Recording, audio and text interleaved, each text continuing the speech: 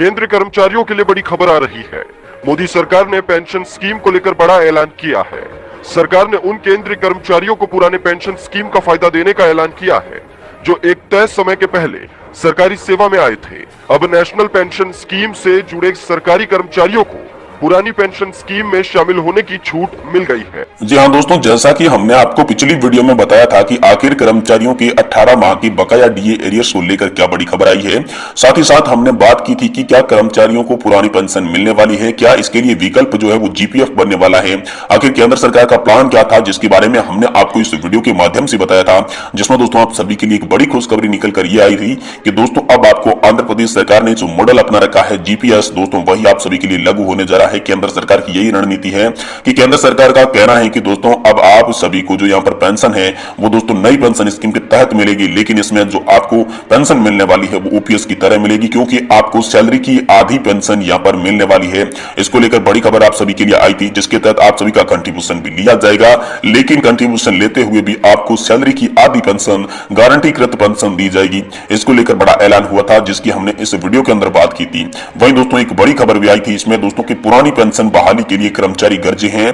उन्होंने कहा है कि सरकार पुरानी पेंशन बहाली नहीं करके कर्मचारियों को अपंग बना रही है। वही एक बड़ी खबर की हम बात करने से चूक गए थे। आपको बताया था कि पेंशन बढ़ाने की जो आवाज है वो दिल्ली पहुंच चुकी है। रामलीला मैदान में यहाँ पर प्रदर्शन, साथ ही जंतर मंतर पर आमरण अनशन को लेकर एक बहुत ही बड़ी खबर आई है। ईपीएस 95 पेंशन को लेकर एक ताजा खबर आई है, जिसने पेंशनर्स का टूटा हुआ सब्र का बांध, लड़ाई लड़ने जत्था दिल्ली के लिए रवाना। तो आखिर दिल्ली के लिए कहां से जत्था रवाना हुआ है और पेंशन को लेकर आज की तमाम बड़ी खबरों की बात आज की इस वीडियो में हम करने वाले हैं। इसलिए आपसे निवेदन रहेगा कि अगर आप पेंशन धारक है, ईपीएस 95 पेंशन धारक है, सरकारी कर्मचारी, राज्य कर्मचारी पेंशन भोगी है, तो आप सभी से निवेदन है कि आज की इस वीडियो को आप पूरा जरूर देखें, जिससे पेंशन धारकों के लिए क्या क्या बड़ी खबरें आई है वो इस वीडियो के अंदर हम आपको बताने वाले हैं। इसी के साथ अगर आप चैनल पर पहली बार आए हैं या फिर हमारी वीडियो को आप पहली बार देख रहे हैं तो दोस्तों चैनल को सब्सक्राइब कर ले, क्योंकि समय समय पर हम आपको पेंशन से जुड़ी हर बड़ी अपडेट सबसे पहले देने की कोशिश करते हैं। तो चलिए आज की बड़ी अपडेट की ओर चलते हैं और आपको पेंशन की संपूर्ण जानकारी इस वीडियो के माध्यम से देने की कोशिश करते हैं।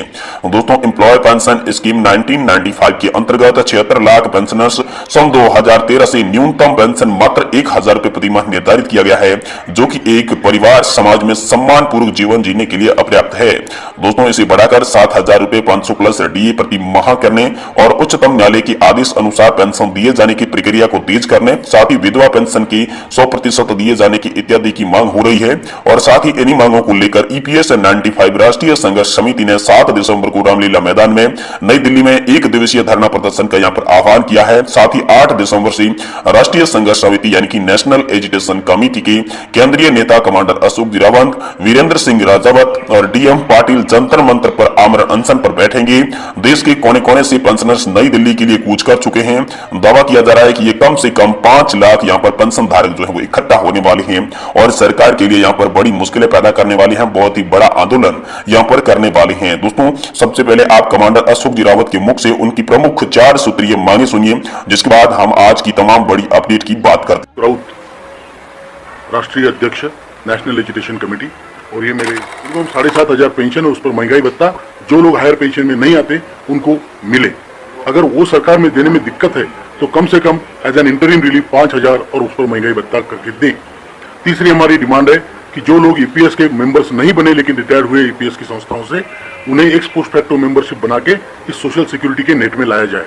और चौथी डिमांड है सभी ईपीएस के पेंशनर्स को और उनके स्पाउस को मेडिकल फैसिलिटीज दी जाए। तो दोस्तों जैसा कि आपने सुना, कमांडर अशोक जिरावत हाल फिलहाल में यहाँ पर आप सभी की पेंशन बढ़ोतरी की लेकर 4 सूत्रीय मांगों का उल्लेख कर रहे थे। 4 सूत्रीय मांगों को लेकर कमांडर अशोक जिरावत यहाँ पर मीडिया से बता रहे थे। साथ ही साथ आज की जो प्रमुख बड़ी खबर थी, जिसमें हमने आपको पहले बताया था कि दोस्तों आप सभी कर्मचारियों के लिए अब नई पेंशन योजना एक लागू होने वाली है। आंध्र प्रदेश मॉडल पर सरकार हाल फिलहाल में विचार कर रही है। सरकार ने ऐसे संकेत दिए हैं कि आंध्र प्रदेश मॉडल की तरह पूरे देश में एक बार फिर से पेंशन व्यवस्था को लागू किया जाएगा, क्योंकि देश में इन दिनों काफी सारे ऐसे कर्मचारी है, ऐसे पेंशन धारक है जो लगातार यहाँ पर पुरानी पेंशन योजना की मांग कर रहे हैं। क्योंकि देश के कुछ राज्य ऐसे भी हैं जिन्होंने पुरानी पेंशन व्यवस्था को लागू कर दिया है, लेकिन बचे हुए राज्यों के जो कर्मचारी है वो लगातार पुरानी पेंशन योजना को लागू करवाने के लिए पूरी कोशिश कर रहे हैं। और इसमें जो मुख्य पेंशन योजना सामने निकल कर आ रही है वो है दोस्तों आंध्र प्रदेश मॉडल। जी हाँ दोस्तों, आंध्र प्रदेश ने अपने कर्मचारियों के भविष्य को सुनिश्चित करने के लिए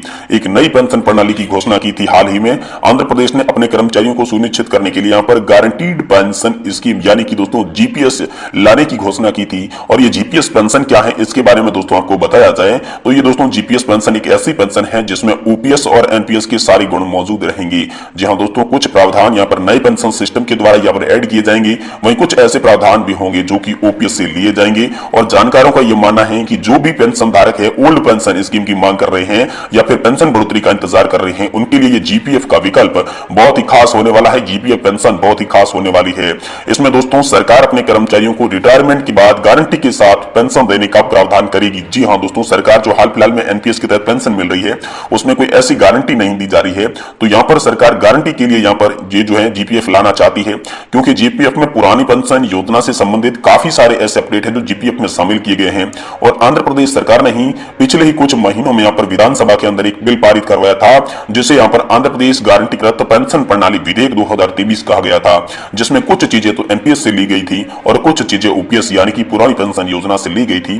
तो देश में एक बार फिर वही जीपीएस लागू होने पर विचार कर रहा है। केंद्र सरकार ने बहुत ही बड़ा अपडेट आप सभी की जीपीएफ को लेकर दे दिया है, क्योंकि पेंशन को लेकर लगातार यहाँ पर विरोध प्रदर्शन हो रहा था, धरने प्रदर्शन हो रहे थे, आमरण अनशन पर लोग बैठ रहे थे।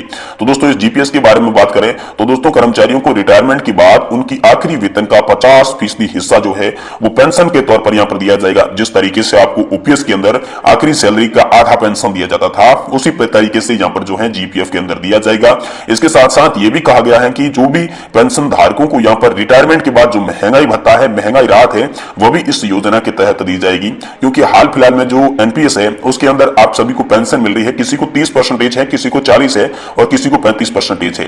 तो हाल फिलहाल में सरकार ने एक यहाँ पर जो कमेटी बनाई थी आप सभी की पेंशन को लेकर, उस कमेटी की रिपोर्ट में ऐसा देखने को आया कि यहाँ पर 10 से 15% का अंतर है पेंशन देने में, यानी कि ओपीएस से 10-15% कम पेंशन यहाँ पर अभी हाल फिलहाल में पेंशन धारकों को मिल रही है।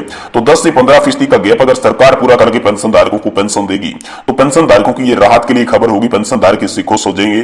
तो इसी को लेकर सरकार ने हाल फिलहाल में एक स्टडी किया है जिसमें सरकार ने इसका निष्कर्ष दोस्तों ये निकाला है कि आपका जिस तरीके से नए पेंशन सिस्टम के अंदर आपकी सैलरी के आधार पर कंट्रीब्यूशन होता था उसी तरीके से आपका कंट्रीब्यूशन लिया जाएगा। लेकिन वह कंट्रीब्यूशन होने के बावजूद भी आपको जो पेंशन है वो 50% मिलेगी। अब आप कंट्रीब्यूशन दे रहे थे लेकिन आपको पेंशन कम मिल रही थी, लेकिन सरकार ने ऐसा कहा है कि जब आप आगे कंट्रीब्यूशन देंगे और जीपीएफ योजना लागू करेगी तो दोस्तों आपको 50% गारंटी के तौर पर पेंशन मिलेगी।